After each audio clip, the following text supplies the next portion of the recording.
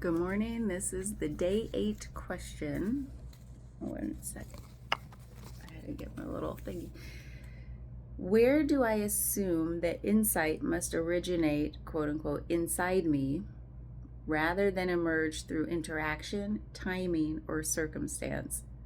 Where do I assume that insight must originate inside me rather than emerge through interaction, timing, or circumstance? This one immediately I have some thoughts about my own journey with this, because I used to, I remember feeling like insights had to come from inside me.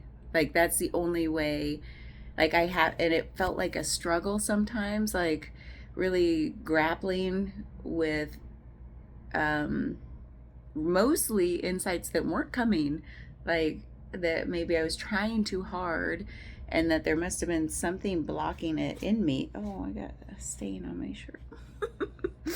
And now it's like after trial and error with that and a lot more interaction with people where there's been a delayed effect with insights coming. And I'm still struggling with this where interactions, just various timing, different circumstances. I don't know what brings about an insight.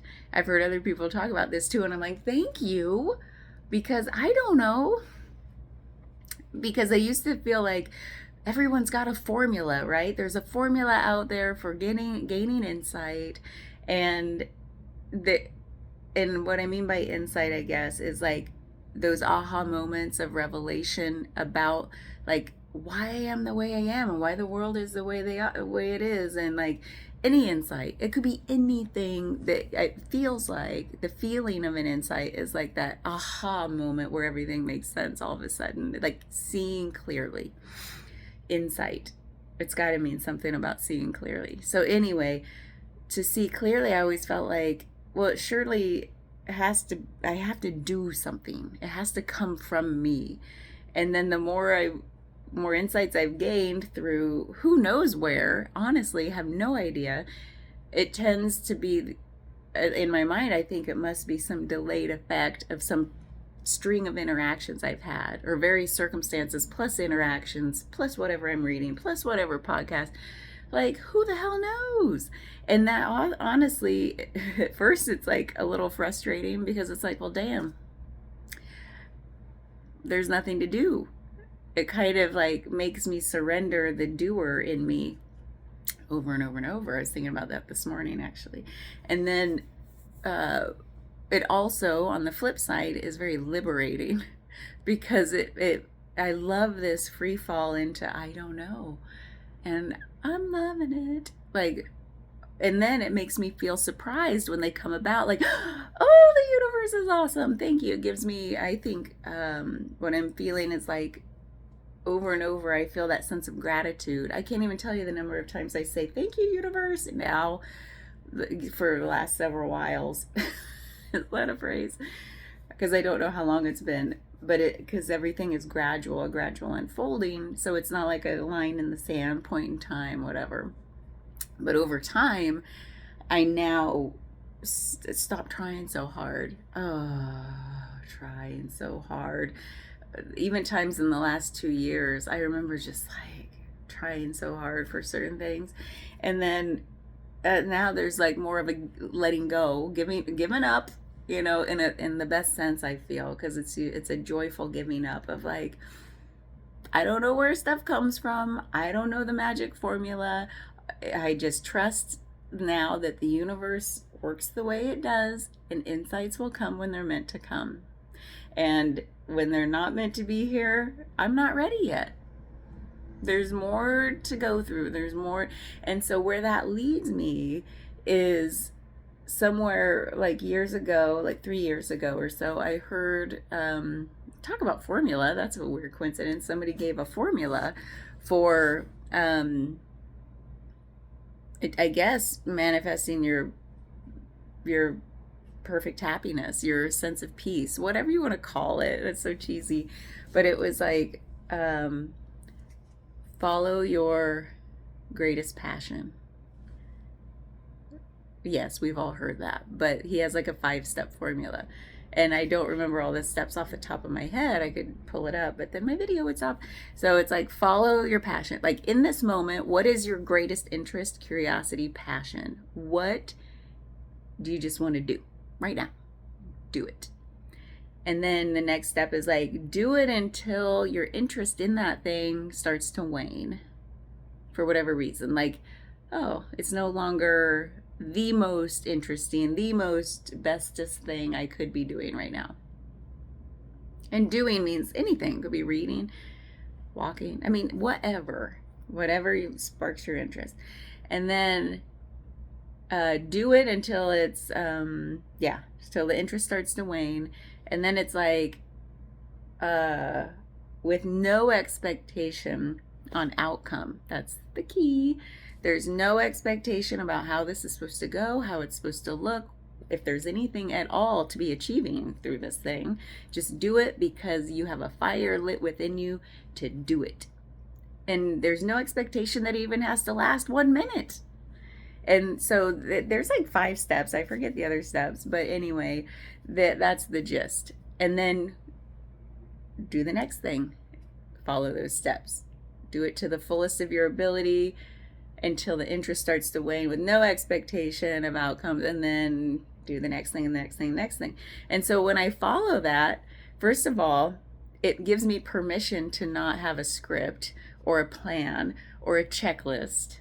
And then what happens is, truly, I am happy. I've done all the things I've set out to do. And what's funny, and this is like the reverse psychology of the whole thing, I guess, is that eventually I get to the things that I originally said I don't want to do. So let's say it's laundry. I don't want to do it. Like, that's, instead of forcing myself to go do the laundry, bad example, I don't know, then I do my other things, and eventually that urge to go get the freaking laundry done emerges, and I'm like, what? Where'd that come from? And it could be anything. Sending the email you don't want to send, making the phone call you don't want to call. I have done it so many times, and it works for me. Whoever this person is a genius. Actually, he's a channeler, and so he says this information comes from his future self. So I'm like, well, that's fine. Wherever it comes from, I'm grateful, because this is over and over and over. The insights seem to come from that space of like, because I was going to say, well, what if, like, how do you know what to do in what order? And aren't there things you shouldn't do, like objectively bad things that you shouldn't do? This isn't for those people. This is for people who, they're not going to go out and murder someone and say, well, I wanted to do it. No. So let's just cut that crap. And then some people, though, say, well, what if I want to do drugs? And it's like, well, do it until your interest in that thing wanes. I don't know. And then move on to the next thing, instead of like binging and causing harm. Okay. So, and drugs is a bad example too, because that's a whole area where there's a lot there. So let's just set that aside. But you get the point. How do I manifest? How do I find my path? How do I find my purpose in life? And that is the question. That's the question that led to this formula. How do I find my purpose? Which leads to the ultimate happiness, peace, and all that stuff. It's like, you don't have to know it right now. You just do the thing in front of you, like, that is the most interesting thing. That's it. And then follow those steps. So it's like, over and over, the insights seem to come when I'm just on my happy little do my next thing path. And then I'm like, freaking A, because through that process, you learn a lot about yourself. I should talk in the I format with these questions. So where do I assume the insight must originate in me? Well, inside me, rather than emerge through interaction, timing, or circumstance. So the interaction, timing, circumstance, to me, that whole formula of follow your passion right now. Like, passion is a big word, but it's like, what do I want to do right now? Like, so when I get to, and then you, like, these, where I was going with that is the interaction, timing, and circumstance. All of that stuff is just the soup that you are swimming through. I have a lot of soup analogies. I was thinking of one this morning, actually. I love soup so much. I'm going to make a celery soup tomorrow. So anyway, this that's all you have to do. And so to let insights emerge.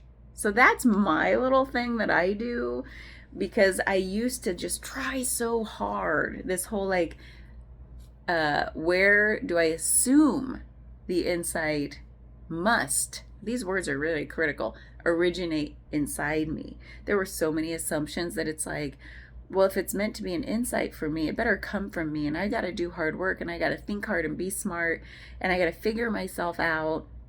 I got to figure out why I am the way I am, I can't quit my bad behaviors or patterns, or, so all the things. And it's just put so much pressure on myself.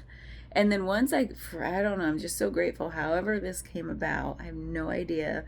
But it started to loosen the pressure on myself when it was more like just playing. Like that's what life's supposed to be, just play. We have unimaginable amounts and numbers of things to spark our interest, and that are actually free also to do, that might light us up and say, oh, I want to do that now. If you want to go chase a balloon, do that right then until you're like, okay, I'm done.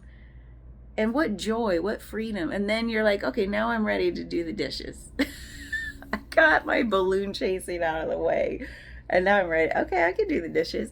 And there's a weird, like I said, I call it reverse psychology. It is whatever it is.